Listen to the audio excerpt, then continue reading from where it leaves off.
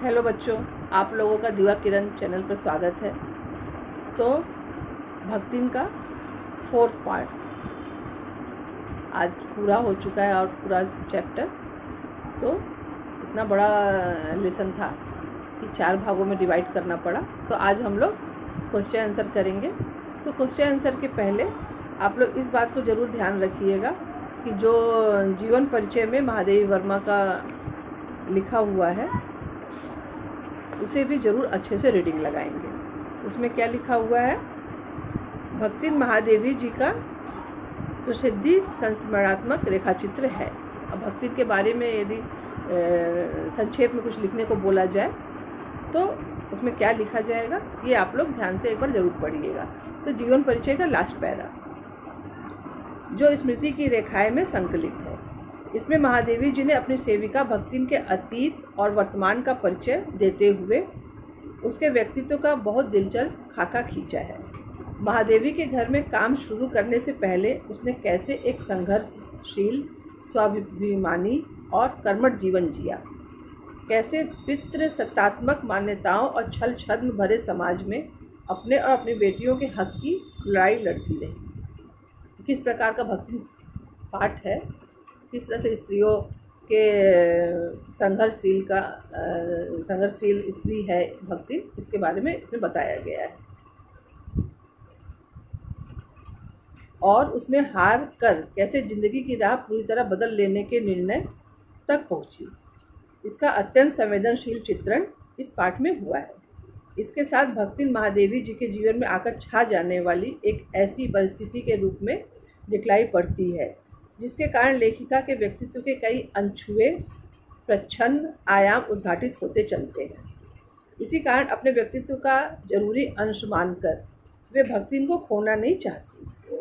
समग्रता इस पाठ को परिस्थितिवश अक्खड़ बनी पर महादेवी के प्रति अनमोल आत्मीयता से भरी भक्तिन के बहाने स्त्री अस्मिता के संघर्षपूर्ण आवाज़ के रूप में भी पढ़ा जाना चाहिए। तो आज हम लोग इसके बाद अब क्वेश्चन आंसर करते हैं। तो पहला क्वेश्चन है, भक्तिन अपना स्वाभाविक नाम लोगों से क्यों छुपाती थी? भक्तिन को यह नाम किसने और क्यों दिया होगा?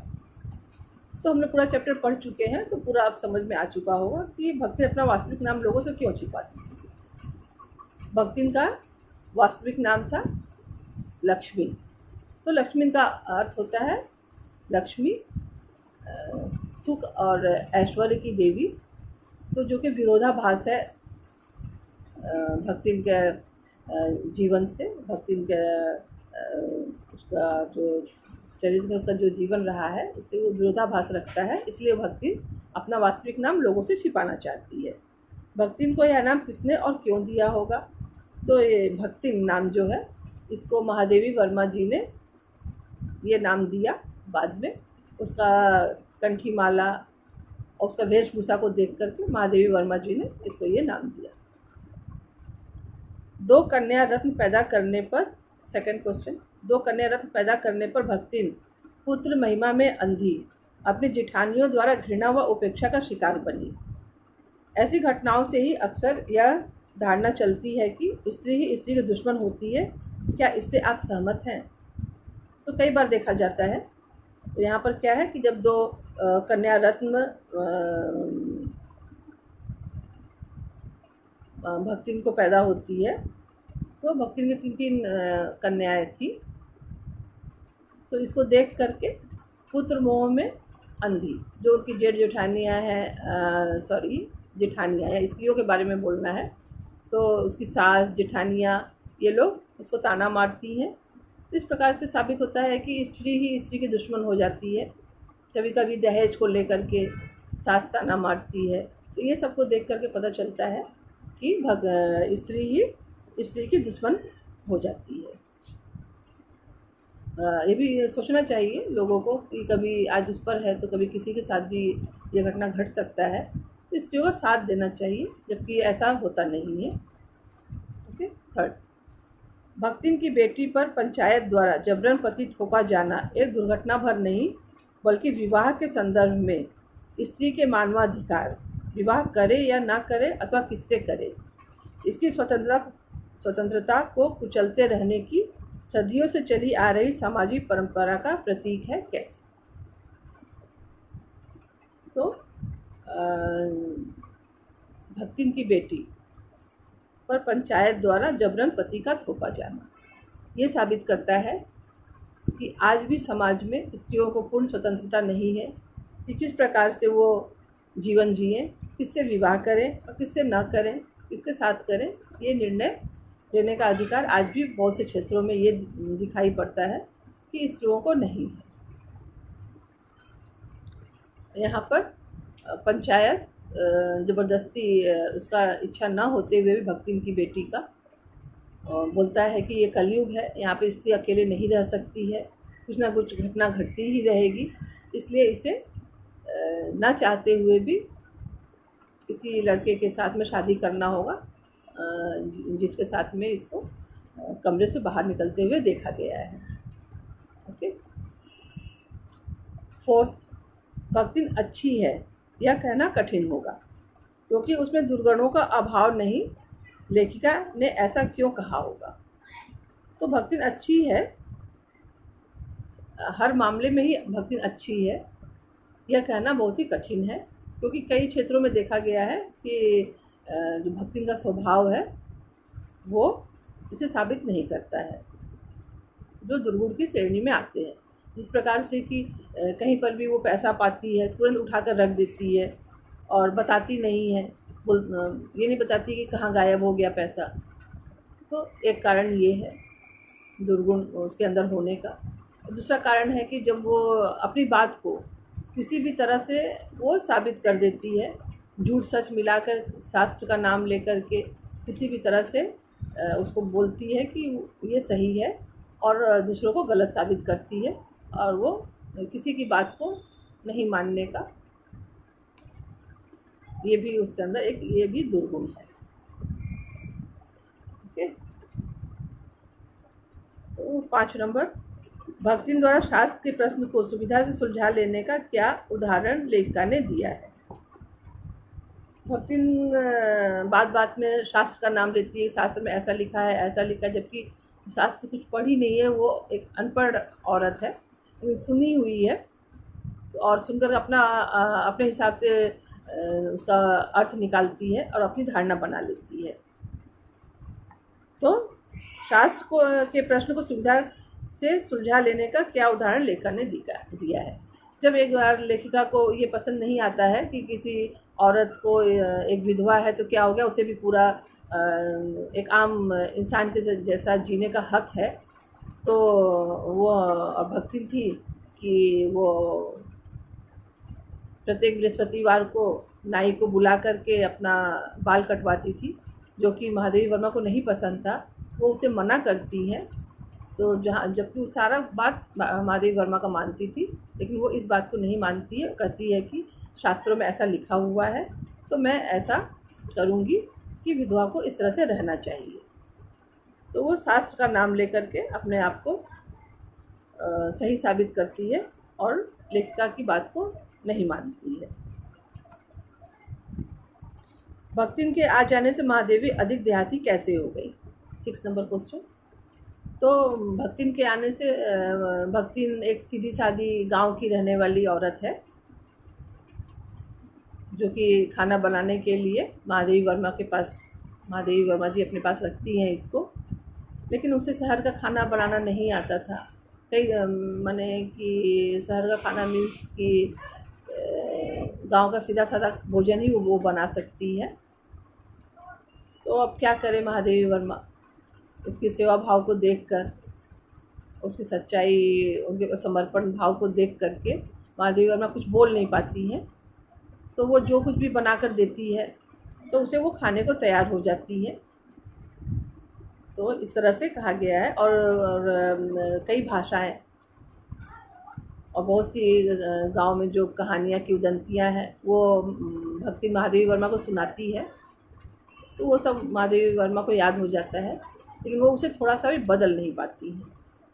उसके में भक्ति में थोड़ा सा भी शहर का हवा नहीं लगता है न। वो कभी एक रसगुल्ला भी महादेवी वर्मा कोशिश करती है खिलाने का, तो वो नहीं खाती है और अपना जैसा नियम कानून जो शुरू से रहते आई है वो वैसी ही रहती है। तो महादेवी वर्मा को ही खुद को बदलना पड़ता है। इसलिए यहाँ पर कहा गया है कि भक्तिन के आ जाने से महादेवी वर्मा अधिक देहाती हो गई। ओके, तो हम लोग अब करेंगे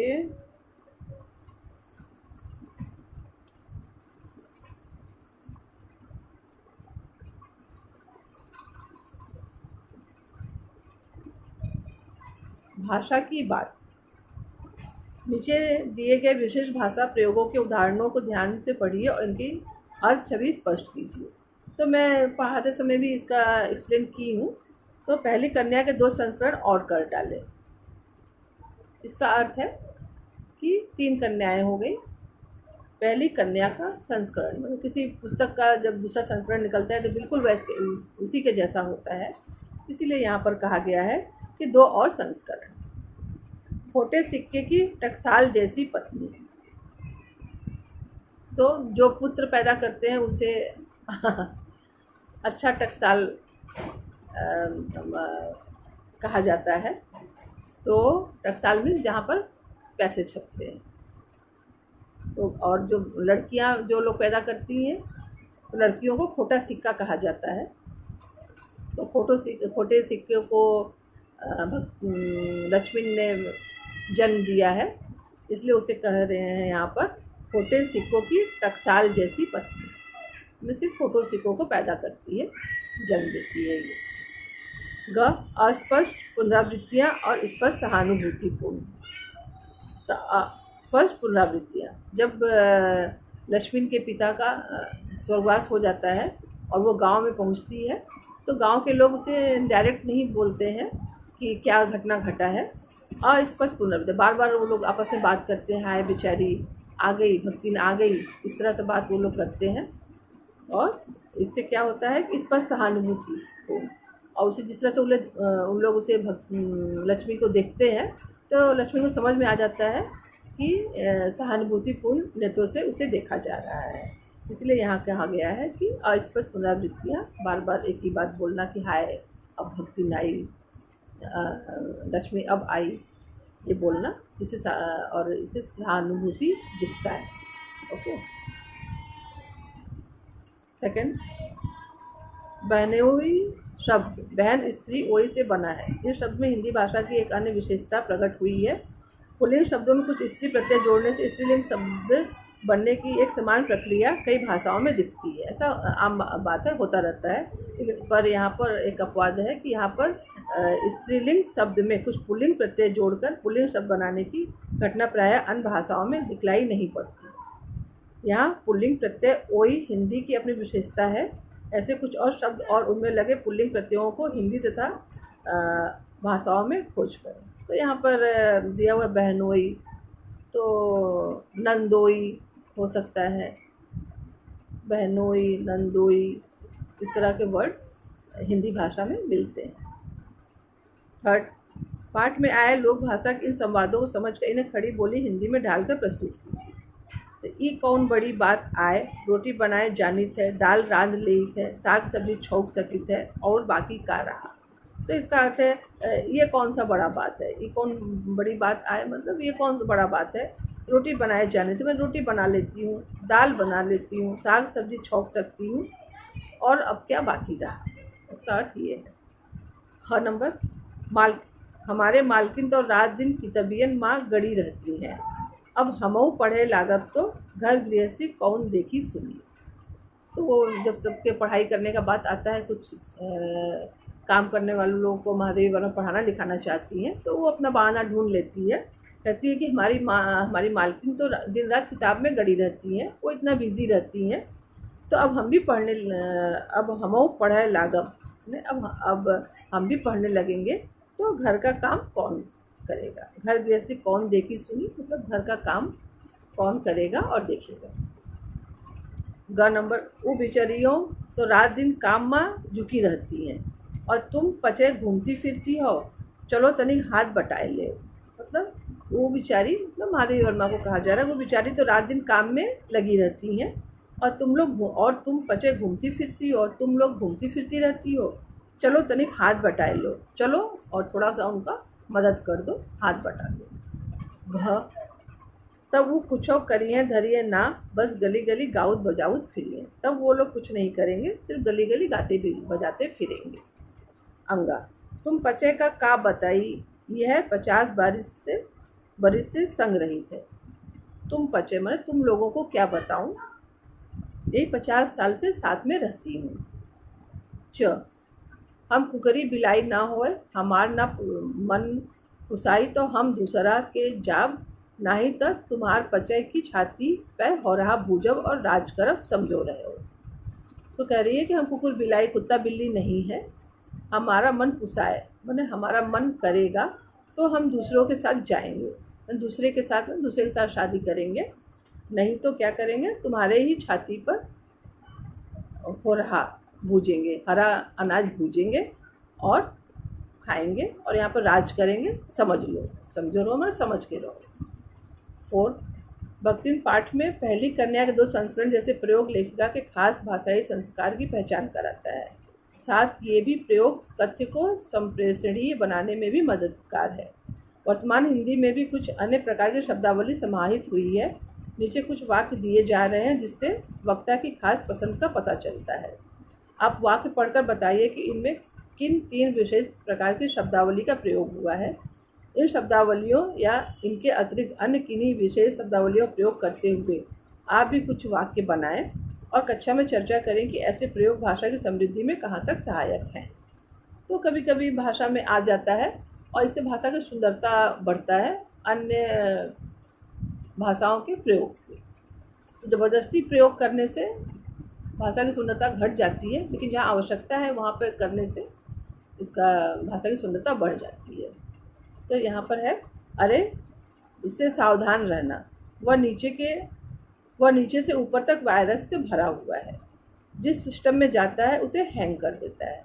और यहाँ पर नया हिंदी शब्द है सब, तो अभी जो ये प्रयोग में आता है, अरे उससे सावधान रहना, इसका तो उससे सावधान रहो, वह नीचे से ऊपर तक वायरस से भरा हुआ है, मैंने ऊपर से नीचे तक वो गलतियों से दोषों से भरा हुआ है, जिस सिस्टम में जाता है उसे हैंग कर देता है, जिसके साथ भी वो रहेगा उसको ख़त्म कर देगा या रोक देगा, ये यहाँ पर कहा जा रहा है। इस तरह का वाक्य लोग आजकल यूज़ करते हैं। घबरा मत, मेरी इन स्विंगर के सामने उसके सारे वायरस घुटने टेकेंगे, अगर ज़्यादा फाउल मारा तो रेड कार्ड दिखा के हमेशा के लिए पवेलियन भेज दूँगा। तो इसका अर्थ है कि घबराओ नहीं, मेरी इन स्विंग माने ज़ोरदार कोशिश के सामने उसके सारे वायरस घुटने टेक देंगे। तो उसके सारे जो वायरस हैं, उसके जो कमियां हैं, दोष हैं, वो ख़त्म हो जाएंगे। अगर ज़्यादा फाउल मारा, ज़्यादा बदमाशी किया तो रेड कार्ड दिखा के हमेशा के लिए पवेलियन भेज दूँगा। रेड कार्ड दिखाना माने हमेशा के लिए उसको बाहर कर दिया जाता है फुटबॉल में। तो वही बोल रहा है कि रेड कार्ड दिखा करके उसे हमेशा के लिए बाहर कर देंगे, तो उसका पत्ता काट देंगे। जॉनी, टेंशन नहीं लेने का, वो जिस स्कूल में पढ़ता है अपन उसका हेड मास्टर है। जॉनी मैंने आम लोगों को ये बोल रहा है कि टेंशन मतलब चिंता मत करो, वो जिस स्कूल में पढ़ता है मैं उसका हेड मास्टर हूँ, यानी मैं सब कुछ उसके बारे में जानता हूँ। तो बच्चों आज इतना ही, तुम लोग ठीक से इसको देखना, और मैं सारा बीच में सारे क्वेश्चन आंसर करवाई हूँ जिस तरह से तुम लोगों के एग्ज़ाम में आता है। तो इसको अच्छे से पूरा पढ़ना और प्लीज़ लाइक और सब्सक्राइब ज़रूर करना, और आगे मैं नेक्स्ट चैप्टर भी करवाऊँगी। Okay, thank you.